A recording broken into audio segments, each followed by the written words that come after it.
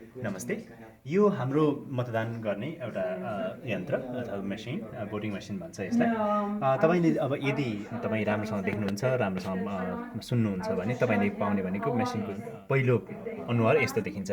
Number 1 मा यहाँ तपाईँले के देख्नुहुन्छ भने यो चाहिँ मेक योर सेलेक्सन, छान्ने भन्ने। यो तपाईँले निर्देशन दिएको, रिभ्यू गर्नु अनि अन्तिममा भोट कास्ट गर्नु भनेर भने हुन्छ।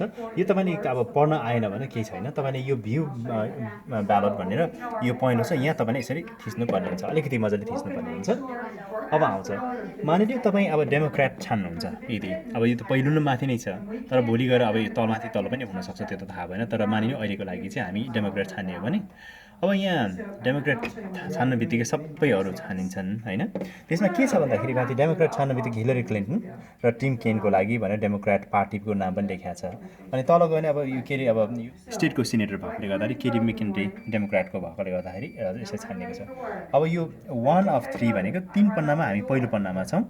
यो पहिलो थिच्ने बित्तिकै यो एटर्नी जेनरल भयो होइन, अडिटर जेनरल, अब यो के अरे धेरैलाई गर्छ यो, अब जस्तै कोषाध्यक्ष, स्टेट ट्रेजरर, राज्यको कोषाध्यक्ष, अनि त्यसो गर्दा सबै यो के छ भन्दा अन्तिममा गएर डेमोक्रेट डेमोक्रेट डेमोक्रेट देख्नुहुन्छ तपाईँले। अब यो हामी दोस्रो पन्नामा छौँ, 3 पन्नाको 2 पन्नामा। अब त्यो गरेर हामी तेस्रो पन्नामा जान्छौँ। जब तेस्रो पन्नामा जान्छौँ हामीले यहाँ पनि देख्छौँ अब के अरे हेरी रिड छ भन्ने होइन, यो अब representative in the general assembly भनेको छ। जे होस्, अब त्यो हामीले धेरैलाई छान्नुपर्ने भएकोले गर्दाखेरि अब एकै दिन त्यही गर्नुपर्ने हुन्छ। अनि तपाईँले अब सबै छानिएको छ। अनि अन्तिममा गएर माफ गर्नु होला, यहाँ चाहिँ के छ भन्दाखेरि अहिले अब पेन्सिल्भेनियामा न्यायाधीशको उमेर 70 वर्षमा उसले अवकाश लिनुपर्छ।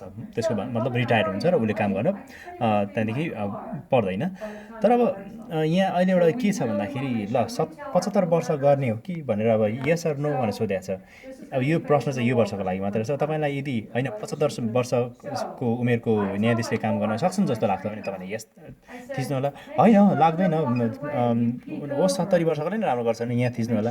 होइन म वास्तै गर्दिनँ त, जेसुकै होस्, अब यो म चाहिँ गर्दिनँ, यसमा चाहिँ केही म गर्दिनँ भन्नुभयो भने यो गर्न मिल्छ। र अन्तिममा रिभ्यू गर्यो।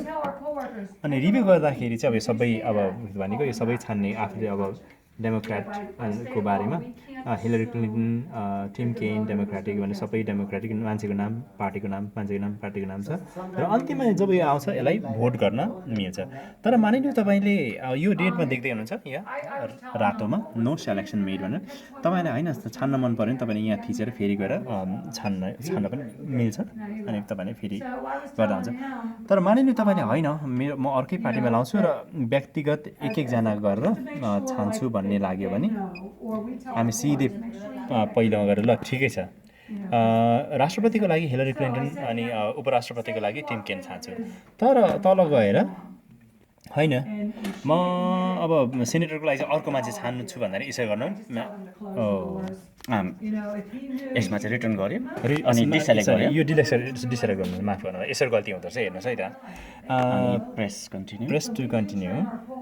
अब मानिलिउँ यहाँ चाहिँ हामीले एकजनामा छान्नु पऱ्यो, किनभने यहाँ अघि छानेकोले गर्दा मलाई दिएन, त्यस्तो गल्ती पनि हुँदो रहेछ। अब चाहिँ यहाँ तपाईँले अब व्यक्तिगत मान्छे जस्तै केटी मेकेन्टी डेमोक्रेटिकलाई नछानेर प्याक्टमीलाई छान्ने भन्यो भने यो प्रेस गर्दा पनि हुन्छ। तर तपाईँको लागि सजिलो चाहिँ अब तपाईँ यदि रिपब्लिकन छान्नुहुन्छ नि यहाँ थिच्नु बित्तिकै अब यसलाई डिसेलेक्ट गर्यो, यहाँ थिच्नु बित्तिकै सबै रिपब्लिकनको छान्ने र अन्तिममा यो रिपब्लिकन छ। यो हामी फेरि 3 पन्नाको 2 पन्नामा छौँ, अन्तिममा गर्ने। अनि यहाँ पनि अब यहाँ त छानेको छैन रहेछ होइन, यसलाई नछान्दा पनि हुन्छ मानिलिउँ। अनि रिभ्यू गर्ने अनि अन्तिममा यो जब रातो बोल्नु थाल्छ त हामीले प्रेस गर्दा हुन्छ। अब एउटा फेरि म तपाईँलाई फेरि अलिकति ब्याक लान्छु।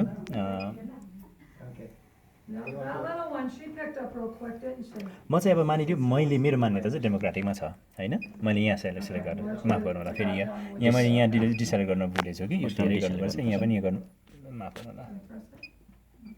अब चाहिँ मैले भने यहाँ एउटा सबैभन्दा सजिलो प्रक्रिया चाहिँ मैले यहाँ छान्ने बित्तिकै सबै छानिएको छ, पहिलो बटन थिच्यो सबै छानिएको छ, अनि यसमा पनि मैले अब यसमा चाहिँ अब के अरे त्यो प्रश्न सोधिएकोमा म हुन्छ भनेर गरिदिन्छु, रिभ्यू गरेँ। अनि जब रातो यो प्लिक बल्न थाल्छ भोट गर्नुपर्छ। अनि यति मात्रै गरेर पुग्दैन, हामी छोड्नु हुँदैन।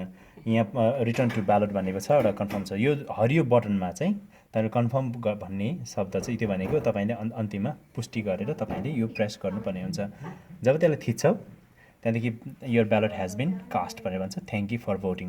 अब मात्रै तपाईँले भोट गरेको मिल्छ। यदि त्यो हरे बटन थिचिएको थिएन भने चाहिँ तपाईँले भोट गरेको हुने थिएन र फेरि यहाँ त्यो पोल वर्करले चाहिँ तपाईँको क्यान्सल गरिदिन्छ र तपाईँ त्यहाँ उपस्थित भएको देखिँदैन।